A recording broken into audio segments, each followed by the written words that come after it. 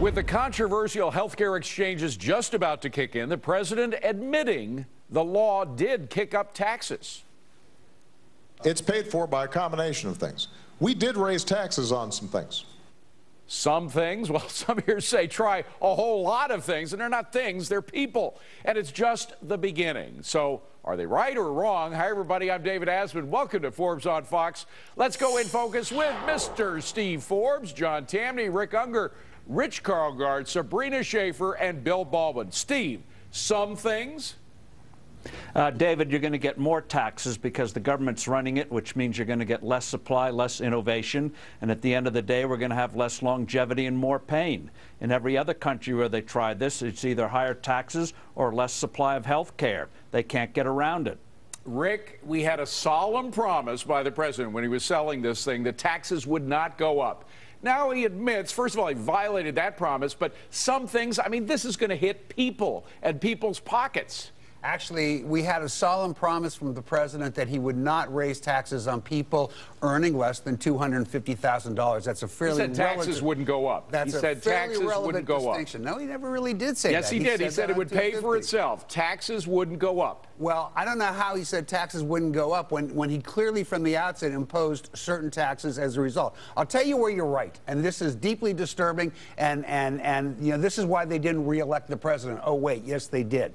He did raise taxes on people going into tanning booths, and yes, there is no base. You can earn $10,000 a year, and you'll pay taxes if you go into an indoor tanning booth. He did also cut the deduction. You have to hit a threshold today of 10% of your adjusted gross income if you want to deduct your medical expenses over 7.5. Other than that, there is nothing that he did in the ACA that raises taxes on people below $250,000. Okay, it's but on John, corporations. John, the fact is, you look at the list of taxes that are going up and the amount of money, whether it's hitting people over $250,000 or not, that's money coming out of the private sector to pay for the public sector, something that the president said would pay for itself.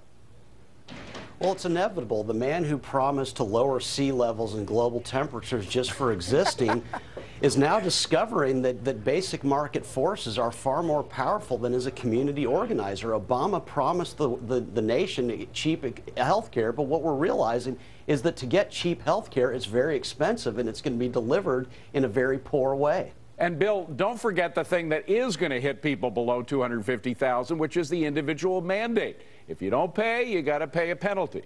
I'm not too worried about more Obamacare taxes. No, I'm worried about all-purpose taxes. Brace yourself, Steve. I think we're going to see taxes on salaries in the form of a higher Social Security wage base. We're going to see taxes on millionaires, and we're going to see taxes on carbon. And I think that medicine cabinet tax that Steve doesn't like is the least of his worries. We don't know about the carbon tax, by the way. You can talk to the people in Australia, but I think that failed a little while back. But Sabrina, what about these Obamacare taxes? I mean, the president now saying, yes, taxes are going to go up, even though he promised they wouldn't. Well, completely unsurprising when you have $1 trillion in new spending. Look, this is not complicated. The government is mandating that insurance companies provide something to Americans that they don't want nor necessarily need. So we have teetotalers getting, you know, alcoholic rehab, and we have men buying prenatal care. This is ridiculous. Of course there's going to be taxes. It's the only way to pay for this additional spending. We have excise taxes on medical devices. We have 40% taxes on Cadillac plans. So, of course, there's plenty of taxes that we could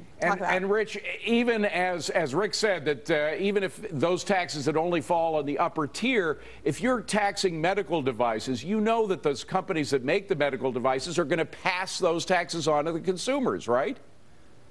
Or they're going to go offshore. I mean, and we're going to lose the major American industry. Look, taxes are going to go up because young, healthy people are not going to sign up for the exchanges. Therefore, there's going to be a huge shortfall in cash. Therefore, taxes are going to go up way more than anyone is thinking, certainly than Brother Rick is thinking here. This is an abomination. You know, and missing in action here is the role of innovation. And here I hold Republicans equally accountable to Obama. I mean, they may protest Obamacare, and quite properly so. But let's bring innovation into this equation. You know, cell phones are a lot cheaper today, and we have nearly universal coverage because we have innovation innovation and the free market at work. This could happen in healthcare. And Steve, there is a spinning spiral effect to these taxes as well that happens. One of the tax, for example, if you're a wealthy person, if you make over $250,000, you sell your house, you got to pay this ObamaCare tax on the sale of your house. Now, that could actually affect the housing market, could it not? It's going to be a little weight on the housing market, but Rich hit something that's very important. With Obamacare, with government involvement, we're going to get less innovation. And innovation's the only way we can move ahead. We should be going in the opposite direction, having real free enterprise in healthcare, which we do not have today, and effective safety nets instead of the hodgepodge system we have now.